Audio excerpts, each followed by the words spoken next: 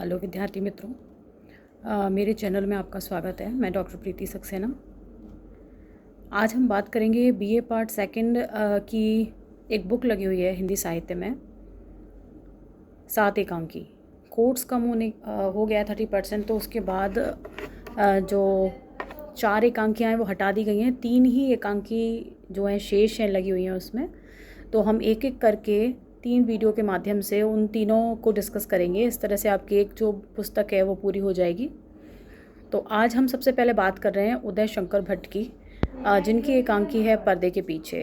तो उन्होंने दिखाने का प्रयास किया एकांकी के माध्यम से कि समाज में किस तरह की विद्रूपताएं मौजूद हैं, जिसमें वास्तव में जो व्यापार के माध्यम से तमाम काला धन एकत्रित करते हैं और नंबर 2 का जो पैसा है उसको बचा के रखने का प्रयास करते हैं, टैक्स नहीं भरते। ऐसे जो लोग हैं वो किस तरह से अपनी सामाजिक प्रतिष्ठा को बनाए रखने के लिए कुछ ऐसे काम करने का दिखावा करते हैं जो वो करते नहीं हैं। तो वही बताने का प्रयास इसमें किया गया है। तो पहले उदय शंकर भट्ट के बारे में थोड़ी सी बातचीत कर लेते हैं। सबसे महत्वपूर्ण जो तथ्य है इनके विषय में वो ये है कि ये एक सामाजिक नाटककार हैं और जो इनका पहला एकांकी संग्रह था उसका नाम था अभिनव एकांकी, जो 1940 में प्रकाशित हुआ था। उसके बाद कई सारे जो एकांकी संग्रह थे इनके आए, जिनमें से स्त्री का हृदय, 4 एकांकी, समस्या का अंत, धूम शिखा, अंधकार और प्रकाश, आदिम युग, पर्दे के पीछे, आज का आदमी, 7 प्रहसन, ये सभी इनके महत्वपूर्ण एकांकी संकलन माने जाते हैं। इन्होंने अपनी एकांकियों के माध्यम से वर्तमान जो समाज है और आधुनिक जो जीवन है उसमें उठने वाली जो विविध समस्याएं हैं, न केवल उनको उठाया है बल्कि कहीं कहीं जो है उनके समाधान भी देने का प्रयास किया है। और विशेष तौर पर जो उनके विषय हैं सामाजिक समस्याओं से जुड़े हुए, उनमें संघर्ष हैं, कुछ कुरीतियाँ हमारे यहाँ चल रही हैं उनके विषय में, धार्मिक आडंबर अनाचार जो हैं उनके विषय में है, अंधविश्वास हैं उनके संदर्भ में है, आर्थिक जो कष्ट हैं, आर्थिक जो समस्याएं हैं समाज में उसके विषय में है। और केवल मनोरंजन करना इनका उद्देश्य नहीं रहा है नाटक के संदर्भ में, बल्कि इनका उद्देश्य ये है कि किस तरह से सद उपदेश जो है ये दे सकते हैं। और ये स्वयं जो है इस बात को स्वीकार करते हैं और उन्होंने ऐसा बोला है कि एकांकी नाटक लिखते समय मेरी जो प्रवृत्ति है वो जीवन विश्लेषण की ओर अधिक रही है।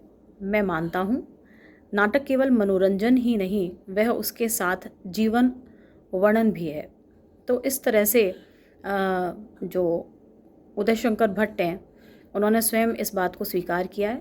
यदि हम इनके प्रहसनों की बात करें तो इन्होंने जीवन के कटु सत्यों को उजागर करने का काम किया है अपने प्रहसनों के माध्यम से।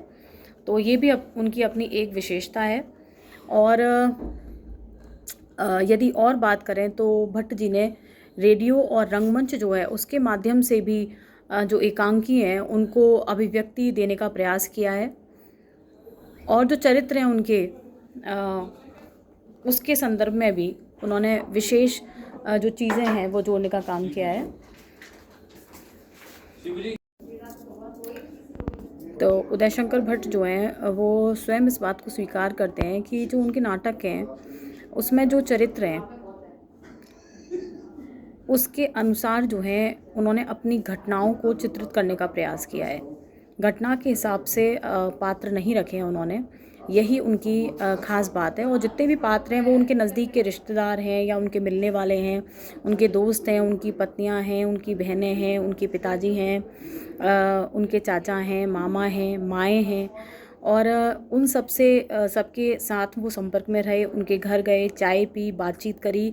तो उनके जीवन की जो कमियां हैं, दुर्बलताएं हैं, कुरूपताएं हैं, अच्छाइयां हैं, उन सब को उन्होंने अपने पात्रों के माध्यम से जीवंत करने का प्रयास किया है। और भट्ट जी जो हैं उन्होंने अपनी एकांकियों में राष्ट्रीय और सांस्कृतिक चेतना का आदर्श रूप प्रस्तुत किया है। इसके साथ ही उन्होंने उनके जितने भी एकांकी या नाटक हैं उनको रंगमंच की दृष्टि से पूरी तरह से सफल कहा जा सकता है। भाषा उनकी सरल है, सुबोध है और शिल्प कथ्य के संप्रेषण के अनुरूप उसे मान सकते हैं। यदि पर्दे के पीछे एकांकी जो है उसकी कथा वस्तु के उसके सार के विषय में बात करी जाए तो यह एक उत्कृष्ट एकांकी मानी जाती है उदय शंकर भट्ट जी की। ये एक सामाजिक एकांकी है जिसमें व्यंग किया गया है समाज के कथा कथित दिखावा करने वाले जो उच्च वर्गीय लोग हैं उनके ऊपर। और उन्होंने बताया कि हमारे समाज में आज का जो जीवन है उसमें पर्दे के पीछे क्या व्यापार चलता है और दिखाने का क्या प्रयास किया जाता है। हमारे जो आदर्शवाद हैं, त्याग है, तपस्या है, उसके पीछे कितनी प्रवंचनाएं छुपी हुई हैं, कितना मिथ्या भाव जो है वो छुपा हुआ है। हमारी सामाजिक प्रतिष्ठा जो है उसकी नींव बहुत ही पोली है, दिखावटी है, वास्तविकता से बहुत परे है। वो ये बताने का प्रयास किया है। इतना ही नहीं, जो हमारा समाज है उसमें जो आदर्श हैं, जो सच्चाई है, उसके नाम पर बहुत ही झूठे जघन्य जो कार्य हैं उनको संचालित किया जा रहा है। उन सभी का कच्चा चिट्ठा इन एकांकियों में, इस एकांकी के माध्यम से जो है खोला गया है। जो भाषा है पात्रों की, वो पात्रों के अनुकूल है। कथोपकथन कहीं कहीं बड़े हैं लेकिन स्वाभाविक रूप से गतिमान हैं और अधिकांशतः छोटे ही हैं। रोमांच उत्पन्न करने वाले हैं। शैली प्रभावोत्पादक है। व्यंग्यात्मकता जो है वो भी उसमें देखने के लिए मिलती है। एक नया रस जो है पाठक के भीतर संचार करने का काम करती है। पात्रों के मनोभावों का विश्लेषण करने वाले जो संवाद हैं वैसे हैं और निसंदेह उत्कृष्ट एकांकी मानी जा सकती है। यदि पात्रों की बात करें तो छीतरमल जो कि इनके मुख्य पात्र हैं, सेठ जो हैं, और चांदीराम उनके काका हैं, चाचा। लालचंद, नेमीचंद जो हैं 2 कांग्रेस के नेता हैं। इसके अलावा दीनू है, बड़ा मुनीम है, डॉक्टर साहब हैं, किराएदार हैं, दरोगा हैं, कुछ अन्य व्यक्ति हैं। ये बताने का प्रयास किया एकांकी में कि छीतरमल नाम का जो सेठ है वो व्यापार करता है लोहे का। तमाम उन्होंने अपने मकान बना रखे हैं जिनको उन्होंने किराए पर उठा रखा है, और एक अस्पताल जो है पशुओं के लिए बनवा रखा है उन्होंने, और उसमें एक डॉक्टर की नियुक्ति कर रखी है जिससे वो चाहते हैं कि वो उन्हीं के अस्पताल में काम करे। कम वेतन देते हैं उसको, और नहीं चाहते कि वो कोई प्राइवेट प्रैक्टिस करे और उसका कुछ नाम हो और अधिक धन कमाए, ऐसा वो नहीं चाहते हैं।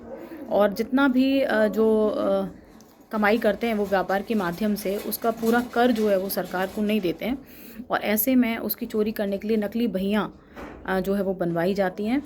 और एक किराएदार है उनके यहाँ जिससे वो झगड़ा करते हैं, निकालना चाहते हैं उसको मकान में से, लेकिन अंत में बाद में इनकम टैक्स की एक रेट जो है उनकी पड़ने वाली है, उसको बचाने के लिए वो जान पहचान निकल आती है इनकम टैक्स के किसी अधिकारी से उस किराएदार की, तो उसके साथ समायोजन करने का प्रयास करते हैं। जिसको 2 मिनट पहले वो घर में खड़े नहीं होने देना चाहते थे उसको बैठा के चाय वाय पिलवाने की व्यवस्था करी जाती है। इसके अलावा जो कांग्रेस के नेता हैं उनके सामने उनकी चापलूसी करते हैं और उनको चंदा भी देते हैं जिससे कि उनके काम सच सकें, और उनसे भी अपने कामों को कराने का प्रयास करना चाहते हैं। तो इस तरह का दोहरा जीवन जी रहे हैं। और जो अपना उन्होंने एक पशु चिकित्सालय खोल रखा है, उस चिकित्सालय के माध्यम से चाहते हैं कि उनकी ख्याति हो समाज में और लोग उनको बहुत दयालु समझें कि पशु पक्षियों का अस्पताल निःशुल्क वो चला रहे हैं, और अखबार में बार बार जो है उसके बारे में लिखवाने का प्रयास करते हैं। कोशिश करते हैं कि ये सब काम फ्री में हो जाएं और डॉक्टर को कम वेतन देते हैं। तो इस तरह की जो व्यवस्था है वो उनके यहाँ चल रही है।